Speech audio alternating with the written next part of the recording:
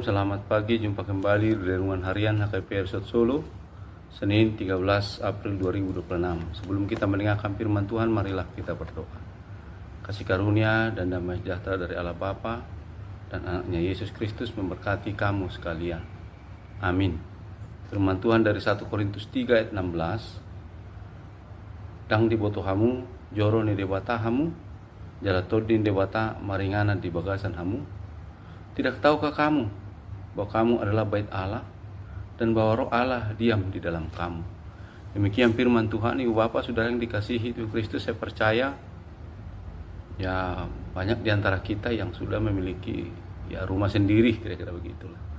Atau secara umum semua sudah punya rumah. Kira-kira siapa yang berdaulat di rumah itu? Siapa yang membuat aturan dan tata tertib di rumah kalau bukan pemilik rumah? Nah, hal yang demikianlah perlu kita sadari, kita akui, dan kita aminkan dalam diri kita. Dalam firman ini dikatakan bahwa kita orang percaya adalah bait Allah, rumah Allah, di mana Allah pemilik rumah itu, yaitu kita. Allah yang berdaulat di rumah itu, di dalam diri kita. Nah, kesadaran itu penting bagi kita semua agar kita betul-betul mengerti, memahami apa kehendak dari pemilik rumah itu, yaitu Allah sendiri dan roh Allah yang diam di dalamnya. Saudara-saudara yang dikasihi Kristus, pernyataan ini tentu menegaskan bahwa jemaat atau komunitas orang percaya itu adalah bait Allah, di mana roh Allah berdiam.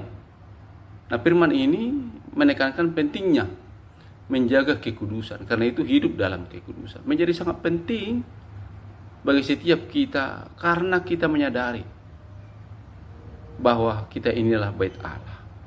Oleh karena itu, kita wajib hidup dalam kesatuan. Kita wajib hidup menjaga penyembahan kepadanya.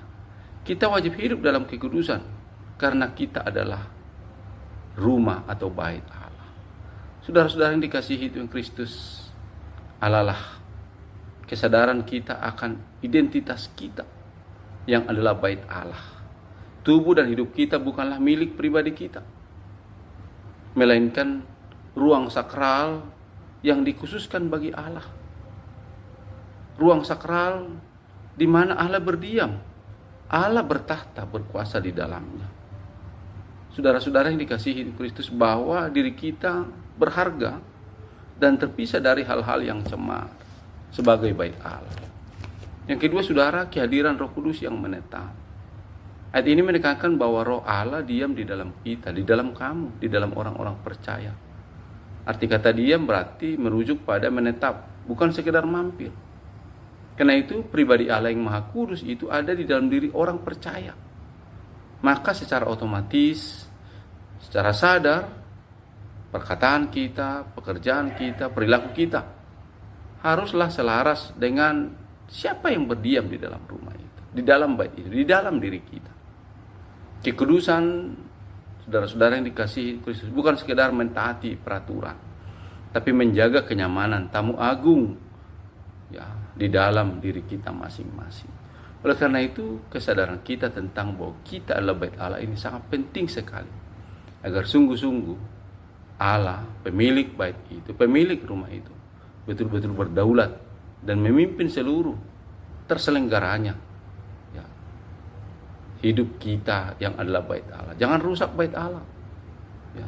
Jangan kotori bait Allah. Jangan kotori dirimu. Jangan cemari dirimu. Tetapi jagalah keindahan. Jagalah kekudusan. Jagalah kemegahan kita sebagai bait Allah yang di mana roh Allah berdiam di dalamnya. Amin, kita berdoa. Puji syukur dan terima kasih padamu Tuhan. Kami adalah bait-Mu di mana roh Allah diam di dalamnya. Engkaulah yang berdaulat, Engkaulah pemilik hidup kami.